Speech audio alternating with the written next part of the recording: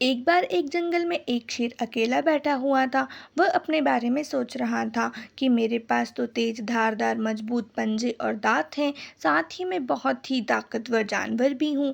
लेकिन फिर भी जंगल के सारे जानवर हमेशा मोर की ही तारीफ क्यों करते रहते हैं? दरअसल शेर को इस बात से बहुत जलन महसूस होती थी कि सभी जानवर मोर की तारीफ करते हैं। जंगल के सभी जानवर कहते हैं कि मोर जब भी अपने पंख फैलाकर नाचता है तो वह बहुत सुंदर लगता है। यही सब सोचकर शेर बहुत दुखी हो रहा था।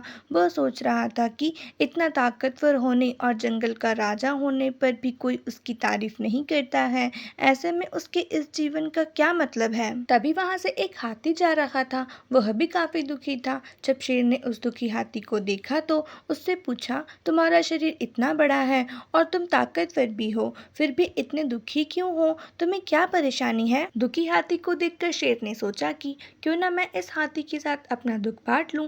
उसने आगे कहते हुए हाथी से पूछा कि क्या इस जंगल में ऐसा कोई जानवर है जिससे तुम्हें जलन होती हो और वह तुम्हें हानि पहुंचाता हो? शेर की बात सुनकर हाथी ने कहा, जंगल का सबसे छोटा जानवर भी मुझ जैसे बड़े जानवर को परेशान कर सकता है। शेर ने पूछा, वह कौन सा छोटा जानवर है? हाथी ने कहा, महाराज वो जानवर चींटी है। वह इस जंगल में सबसे छोटी है, लेकिन जब भी वो मेरे कान में घुसती है तो मैं दर्द के मारे पागल हो जाता हूँ। हाथी की बात सुनकर शेर को समझ में आ गया कि मोर तो मुझे चींटी की तरह परेशान भी नहीं करता है, फिर भी मुझे उससे जलन होती है। ईश्वर ने सभी प्राणियों को अलग अलग खामियां और खूबियां दी हैं, इसी वजह से सारे प्राणी एक जैसे ही ताकतवर या कमजोर नहीं हो सकते हैं। इस तरह शेर को समझ में आ गया कि उस जैसे ताकतवर जानवर में भी खूबियां के साथ कमियां हो सकती है।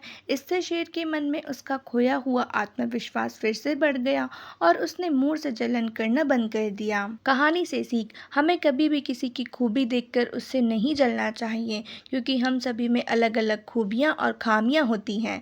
आज की स्टोरी बस इतनी ही। अगर स्टोरी अच्छी लगी तो लाइक एंड सब्सक्राइब करना बिल्कुल मत भूलिएगा। मिलते हैं नेक्स्ट स्टोरी में, तब तक के लिए थैंक्स फॉर वॉचिंग।